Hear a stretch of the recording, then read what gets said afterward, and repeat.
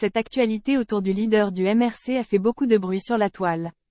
Comme Maurice Kamto n'a pas souhaité communiquer sur son contenu, Jeune Afrique a appris la teneur de ce mystérieux pli, a noté leblaidparle.com un article publié sur ce support médiatique. Dans un article mis en ligne le mercredi 28 décembre, Jeune Afrique révèle que le dossier de Maurice Kamto concerne une affaire de politique internationale, en l'occurrence le différend qui oppose le Cameroun et le Nigeria autour de la presqu'île de Bakassi. Celle-ci est au cœur d'un conflit juridique que se livrent Abuja et Yaoundé devant la Cour internationale de justice, CIJ, depuis plus de 15 ans, note Le Bled Parle.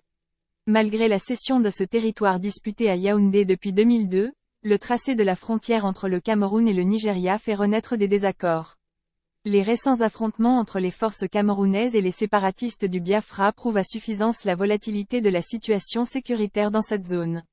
Un expert cité par Jeune Afrique estime qu'il y a de plus en plus de voix qui s'élèvent au Nigeria pour remettre en question le jugement de la CIJ de 2002.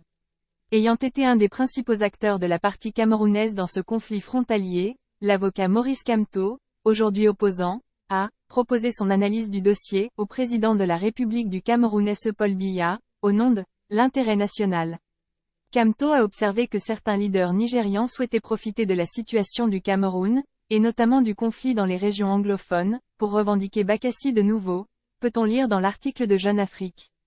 Il faut dire que les explications données par Jeune ne satisfait pas des Camerounais sur la toile à l'instar de Jean Crépin Niamsi et Mathias Eriko Wona Ngwini. Si ce sujet vous intéresse, n'oubliez pas de nous laisser votre avis en commentaire. Abonnez-vous et activez la cloche de notification pour être toujours informé lors de la publication de nos prochaines vidéos.